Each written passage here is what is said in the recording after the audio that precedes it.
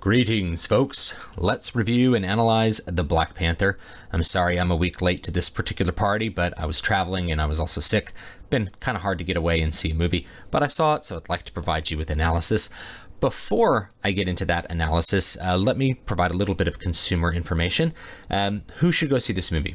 I think if you are a big fan of Marvel movies, you should probably see Black Panther. I think it will satisfy you and you'll enjoy it. If you don't like Marvel movies or you don't like superhero movies in general, I think there's a lot that will stop you from enjoying Black Panther in the same way. The fantasy elements are very heavy in this movie, and they're probably about on par with, say, Thor, or actually really Thor 2. So if you don't like that level of sort of intense fantasy and like fantasy technology, then you're probably not going to like Black Panther. But if you enjoy that and you're okay with it and you're able to suspend your disbelief for that, then you'll probably enjoy Black Panther as well. Also of concern is the politics in the movie, or possible politics in the movie. Let me just say there are plenty of political questions in the movie. However, I do not think that they detract from the movie. In fact, I think they enhance it, and that's because the director, Ryan Coogler, did something that most directors, when they're sort of inserting politics into a movie, don't do, which is the characters have political opinions, not the movie itself. So the movie's not trying to express some particular ideology with everything that's going on. The characters have their ideologies, and there's conflicts between those ideologies, and the movie itself is sort of a neutral observer of those conflicts. And I think that that's a really, really mature way to display what's going on in the movie. And so for that reason, I think even if you don't agree with what's being shown, or I didn't necessarily agree with the conclusions of the movie, I think you'll still appreciate the political conflict that exists in this fictional country of Wakanda. So with that in mind, let's get to it. Let's talk first about the aesthetics. So aesthetics are generally going to be the visual presentation, the art, the design, the sets, all the stuff that goes into it. In general, I thought the aesthetics were very, very effective. It was full of lots of futuristic sets that were inspired by sort of African tribal aesthetics, and they'd fit into like a Star Wars or a Star Trek movie. You sort of take those and you abstract them into like a space age society, and that's the sets you're getting. They're highly detailed. They're full of lots of Baroque elements, but they also seem to be derived from the sort of African tribal aesthetic that inspired them. So there's a connection with familiar and unfamiliar. There's 5 tribes in Wakanda, which is the fictional country in the Black Panther, and each of those 5 tribes has a distinct aesthetic system and a distinct way of approaching culture. There's even a tribe where a dude has one of those big like lip discs that you may see, and he's like wearing a suit and wearing the lip disc. He's like the leader of the tribe, and other tribes have different looks as well. And as you look through each of them, they have sort of their own identity, which is important for some of the themes of the movie as well. There's a strong integration of the aesthetics and the themes of the movie. The costumes likewise are really, really detailed, and also kind of taking the African aesthetic and bringing it forward into a futuristic design. What would futuristic armor look like if it was kind of styled after these traditional African warrior dresses and things like that? And the costumes also kind of represent the different character roles. There's one of the characters who's Wakandan but is very influenced by Western thinking, wears very Western-like clothes, and everybody else tends to wear more traditional African clothes. The fantastical ships, so there's a lot of flying ships. They look like spaceships, jets that are very fantasy inspired. They're a little bit generic for 2018, but that's saying something, because if this movie had come out in like 1988, we would have thought that they were amazing and original. But we've kind of seen a lot of those design elements before. They're effective, but you're not going to look at the ships and be like, that's a cool ship, the way you would with like a Star Wars ship. And as far as aesthetics goes, this kind of cues into the visual design. There's a lot of use of color and different kinds of colors, particularly in dream sequences, to sort of enhance the mood of what's going on.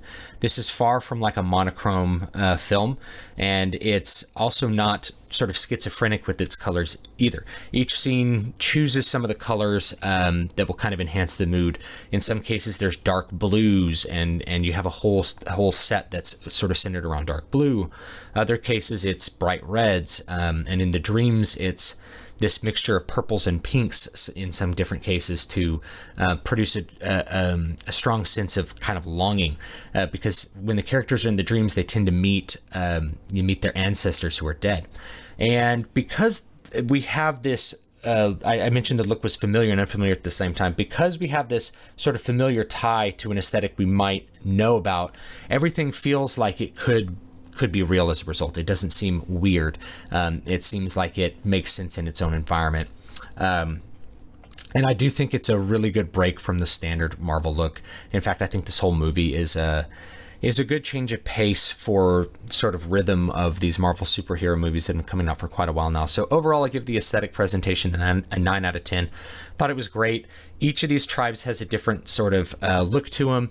They go up in the mountains and there's snow. There's lots of different climbs, and the tribe that lives up in the mountains has their own way of dressing, their own way of acting. It's very, very cool the way that he did that. And so here's a couple of scenes that you can expect to see from the movie. You have some very, very futuristic cities in Wakanda. But you can still see that there's a strong sense of this aesthetic that's from Africa, with the hairstyles, with the clothes, even with the weapons. She's holding a spear, but the spear obviously does more than just a spear would. There's some ritual combat that's involved, and you can kind of see how the characters react to that, and you have a really beautiful natural setting that's kind of mixed in with these modern settings. You have a beautiful throne room, and then at the top left corner you have a dream sequence, and that dream sequence uses pink and purple in a really, really effective way. And so each of these little areas has a different set of colors that's used and a different set of approach, and it's really rare for me, even with a really high production movie like this, to see the set pieces being of interest of themselves. Usually that is kind of limited to like Star Wars movies and things like that. But in this case, totally, I enjoyed just looking at the sets, which was great. So let's move on to cinematography and visual effects. This is the technical presentation of the movie's visuals. So I thought the effects were generally pretty effective. It's a high production movie.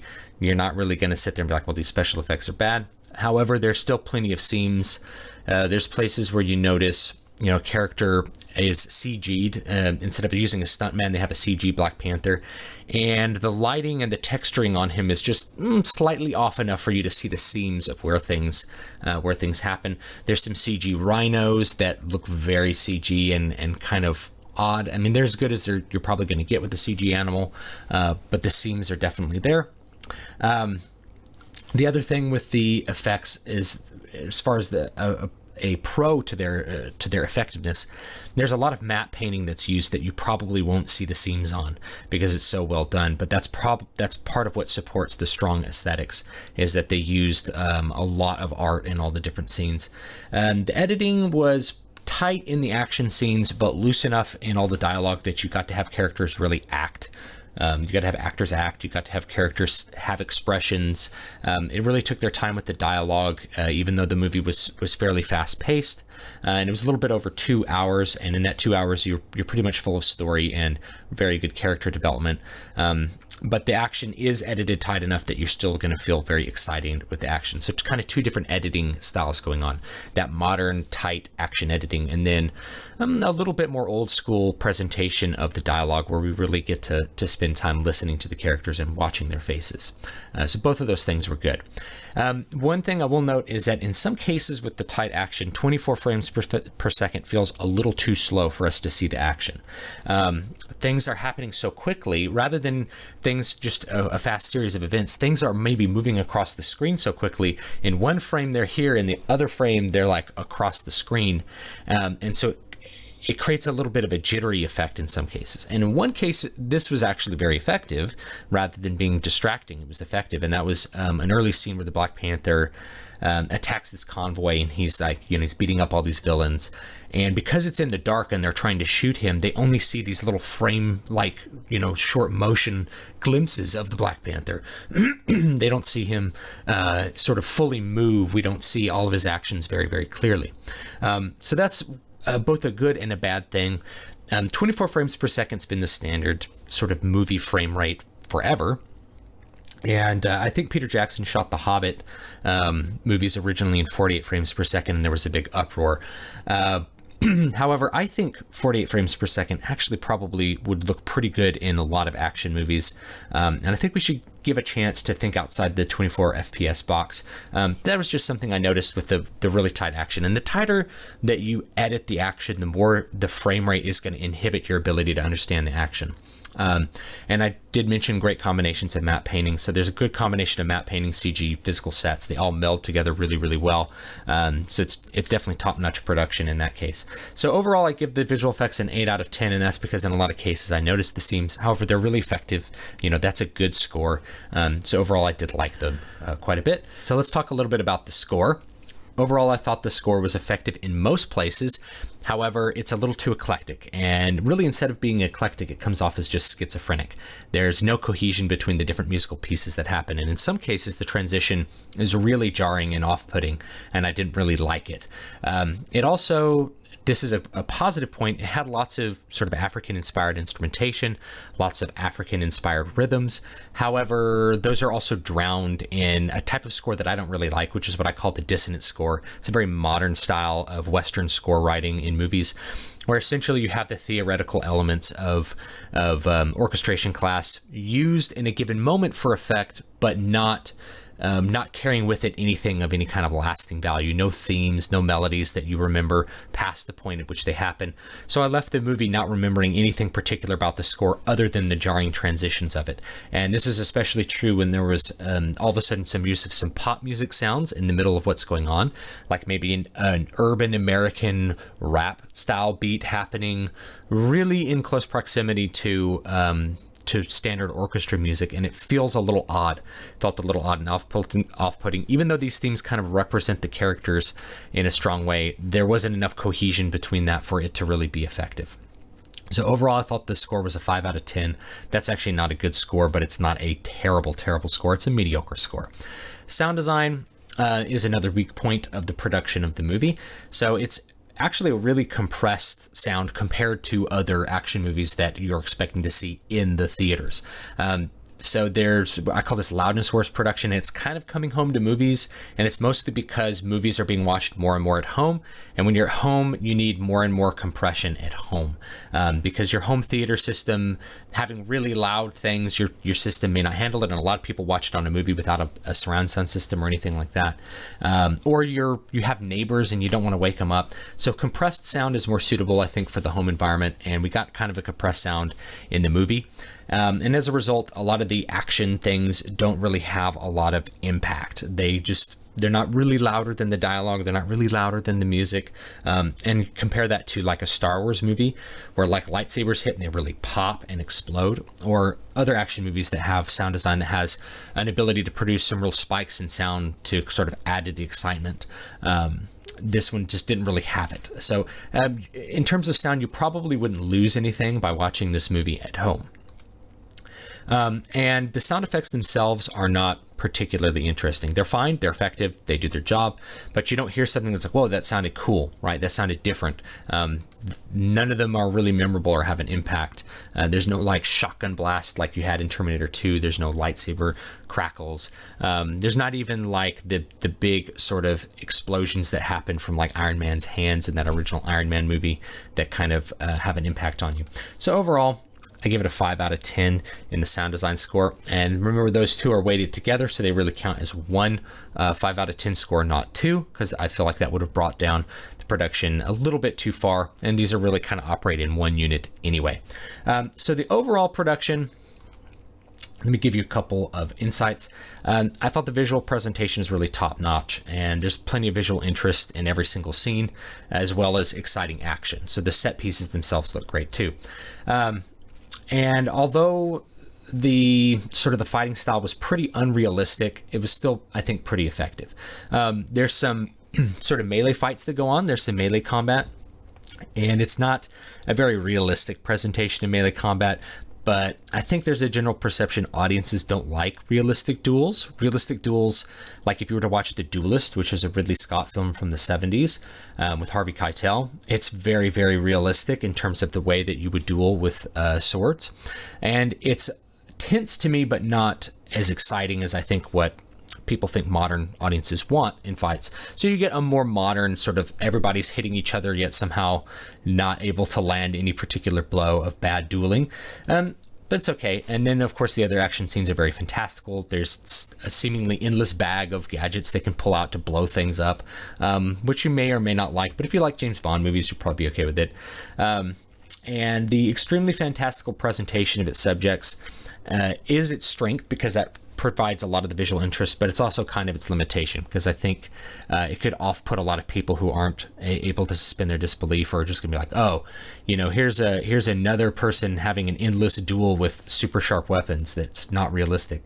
And I do think the visuals and the aesthetics and the entire production has a strong integration with the story. I think they support one another pretty well, and the visuals kind of represent the themes of the story and help reinforce them, and that is a big positive. So overall, the production comes out to a 7.3 out of 10. All right, let's talk a little bit about the characters. To me, the characters were probably the strongest part of this story and a real strength of the movie, both the way the characters are written and the way they're acted. There's a lot of top-notch acting going on across the board. I can't think of any actor that sort of failed at their mission. They're all presented really, really well. My only complaint might be that they switch between English and this Wakandan language in an odd way at some points, but it's not enough for me to detract a whole lot from the way the characters are presented. We get our protagonist T'Challa, who's Chadwick Boseman, and he has a great performance in this movie, and he really owns this character and carries it through the whole way. You really, really care about him and his struggles, and you care about the conflict that's within him. He has a strong growth curve with some major setbacks, even at the beginning and even all the way to the end of the movie. He has to deal with trying to rectify lots of different political camps as king, and lots of conflicts about what he ought to do, including this sort of competition between tradition and outside progress, isolationism, foreign intervention, ethno-nationalism, pan-racialism. I'll talk about all of that, and I'll talk about all the politics that affect this probably in a separate video, just to dig into the analysis of that, because I think there's a lot going on.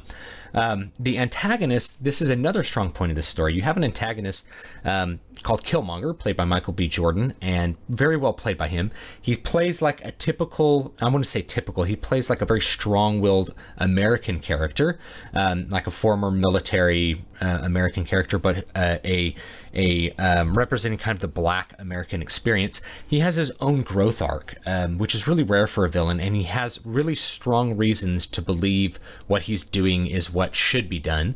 And we get these continual kind of flashbacks that are going on in the movie that reveal a whole lot about his character and the trauma that's happened to him, and how he ended up developing his ideology, where his ideology comes from, and how it drives him to sort of try to propel this plot. He's the main actor of the plot for the first half of the movie, which is really, really good. It really makes for a strong antagonist when you have him pushing the action of the plot at least up through the second act, and that's exactly what happens.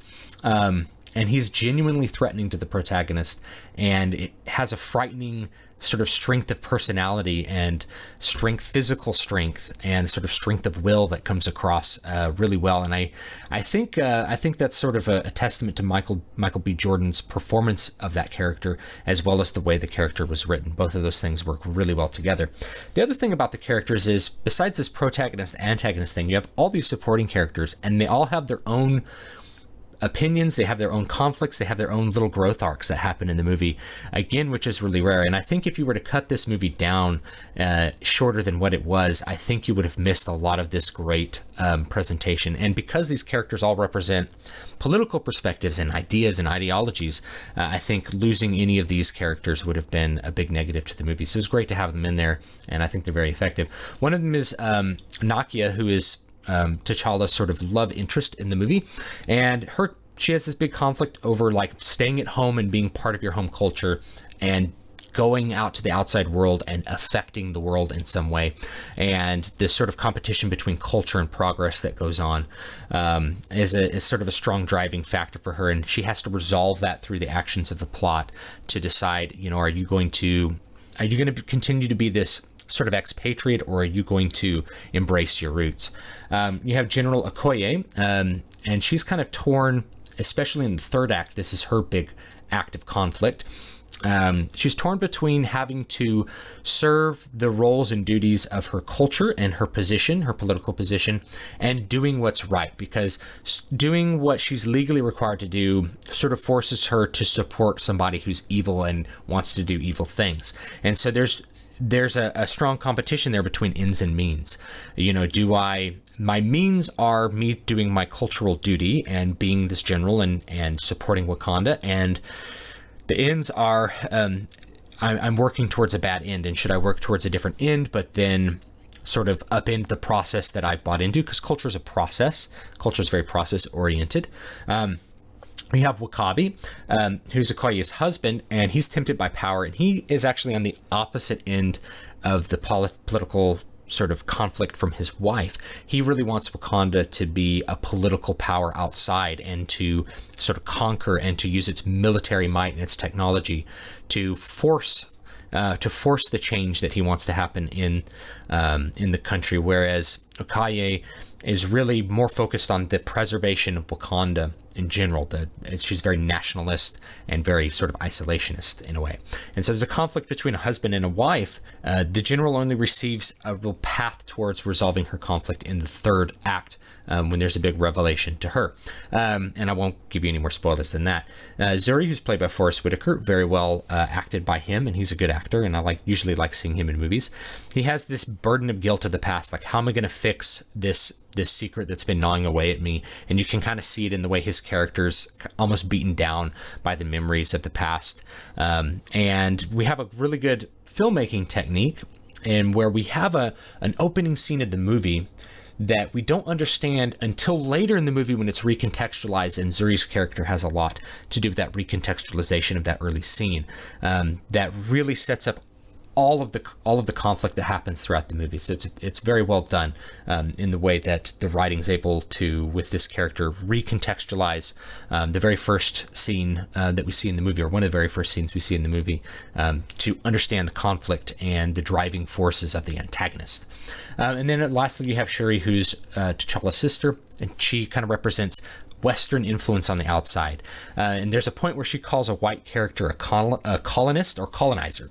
Yeah, she calls him colonizer, which really represents this American perspective, this Western perspective on Europe's sort of colonization of Africa and other countries, whereas the other characters are really very focused inward on their own country of Wakanda, and are not thinking about their race at large, or the role of the West in that or anything. So she kind of represents the outside coming into this traditional culture, and there's a lot of conflicts with her and her elders because she expresses those particular political opinions. So it's a really interesting kind of use there. Now, despite the use of that, I still feel like the filmmaker is not calling white people colonizers. The character is calling a white person a colonizer. And then, of course, there's a little bit of an arc there with the white person she calls a colonizer, who becomes very critical to her accomplishing her own goals for her country later on in the movie. And it becomes a really important thing that she says that, because that sets up the resolution of her own little inner conflict with that as well. So it's very well done. So overall, I give the characters a 9 out of 10. They do a pretty good job with it, and I think if they had had lesser actors in these roles, I think it would have done the movie a disservice. But because they had great actors, I think everything comes across as pretty well done. Let's talk about plot. Plot's very important. That's the sequence of events. So the sequence of events are really tied heavily to these successive revelations that happen. They're very effective. They help you recontextualize the events that you've seen beforehand, and really kind of provide a lot of the tension and release that's necessary in the plot. There's also a lot of these sort of dream sequences where they go and meet their ancestors, and that also kind of recontextualizes what's happening and changes the tension dynamics of the plot sequence. The first act, this is a negative. It's a little bit convoluted. And by that I mean there's too many events that happen, and we don't understand why they're happening. And we kind of get the realization at the end of the first act that most of them were kind of superfluous in terms of their function towards the eventual plot goals.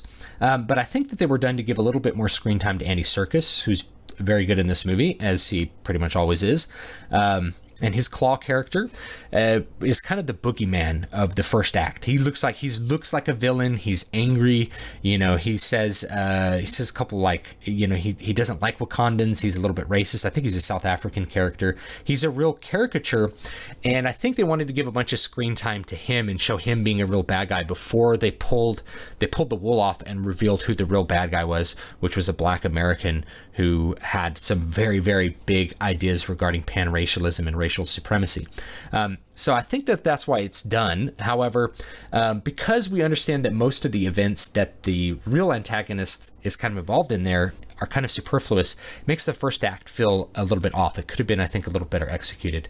But once you get to the second act and the revelation who the real antagonist is, from then everything just kind of falls into place and bangs along.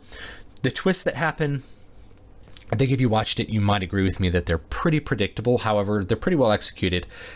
So we're not super surprised when they happen, but it's things that we want to happen.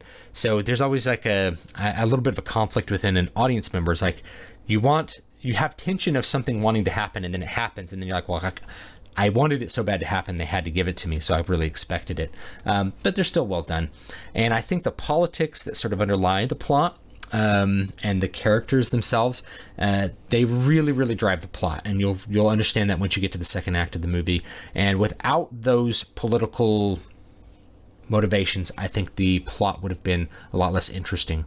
And because the characters care about what's going on, the audience cares. That's an important part about this sort of presenting the opinions of the characters rather than the opinion of the filmmaker. And overall, I think it works well. So 8 out of 10 on the plot. Okay, so let me give you some other thoughts regarding this story, mainly centered around the politics, and I want to just kind of list these. And in another video, I'll probably go into all of these in greater detail, show how the movie expresses these and deals with some of these conflicts.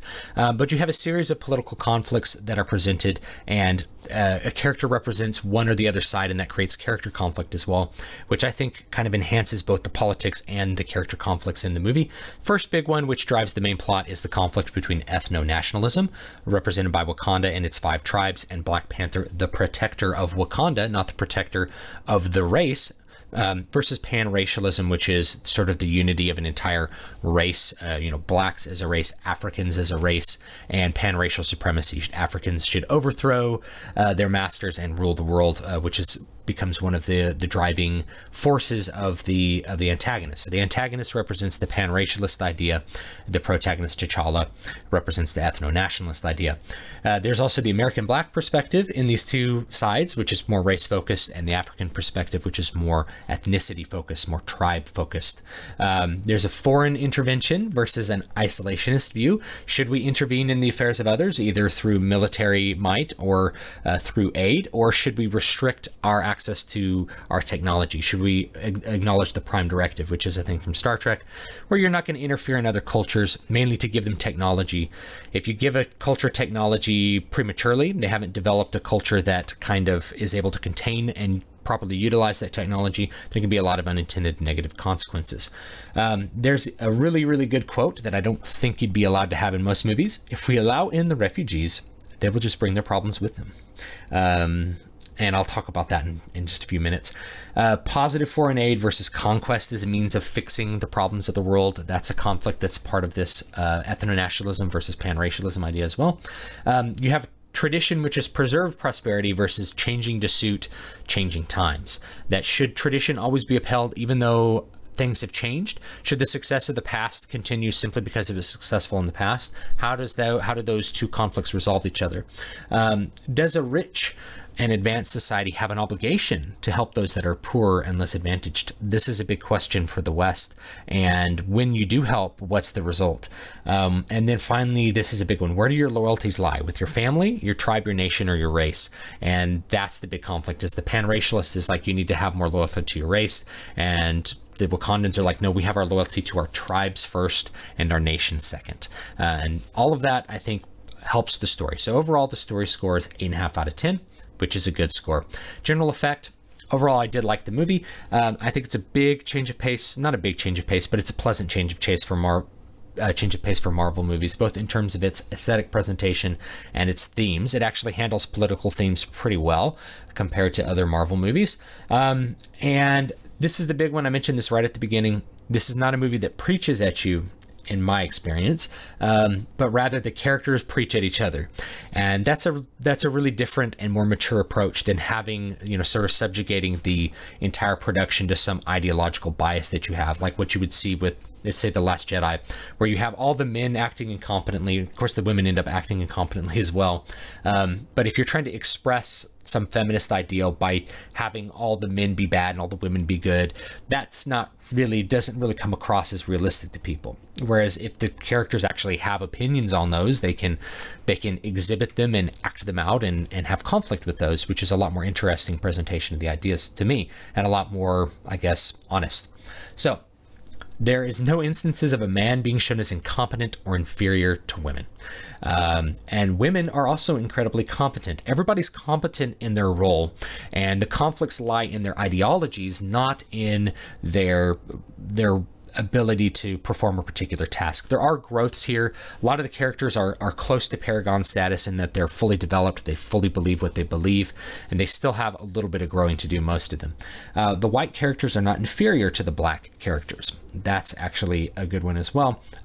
Even though you have a heavily African cast, you don't have any kind of political sort of layering on top of the production where it's like, we need to show all the bad people, all the white people in a bad light. In fact, you have the opposite. You have a character who starts off as being slightly prejudiced against a white person, calling him a colonizer, and then ends up having to work with him and having a little bit of a growth arc with that particular attitude. So it's really, really good in that sense. Nobody's treated as inferior or superior to somebody else. Characters have their own competencies, which are driven by their past and their own accomplishments. And in this movie, I should note that there are female fighters, like there are physical female fighters, and some people are going to find that unrealistic, but the whole movie is a fantasy movie, so I actually didn't object to that at all. I just thought about it as I was making this. And I think the race of the actors, where they're from, their attitudes, I think they're appropriate for the movie, and I think they enhance the effect of the movie and whatever message the movie might get across to you. I don't think any of them are bad, and again, that's because the filmmaker itself is, the camera is a neutral party. It feels like a lot more of a neutral party than what you get with other movies that have some sort of political agenda. There's a strong integration of its setting, its aesthetics, the characters, the plot. So that triangle I talk about, setting, characters, plot, all of those are really, really strongly integrated. The characters are born from their setting. They have attitudes that are ingrained as part of their birthplace, their setting, this nation of Wakanda. Or if they grew up in America, they're very representative of an American attitude and an American experience. And that allows them to execute the plot with their ideas in mind and their motives being true, rather than having the plot just sort of execute itself or be disconnected from the character's motives. So it really, really did a very good job with that. And this is my personal note here. I don't believe this movie, if you made a movie with the same themes, the same sort of plot, with a fictional European country, I don't think you could do it because of the current climate. There'd be too many objections with executives all the way down to audience members, big social media outcry. But if you show it with Africans and you show it with Africa, you're able to talk about these themes. You're able to talk about the importance of culture and tradition. You're able to talk about the importance possibly of helping other people and all of these other questions that the movie asks, and get away with it. And I'm not saying that it's a bad thing. Like, these are good things that I'm glad the movie has in it, and I'm glad the movie talked about. But I'm aware that in this particular political climate, we get to have these discussions and we get to do this analysis because I think the hypersensitive, white people in charge of these studios basically gave a pass to a movie made by Africans, and I don't think that's a bad thing because of the result. But I do think it's something that we kind of ought to be aware of.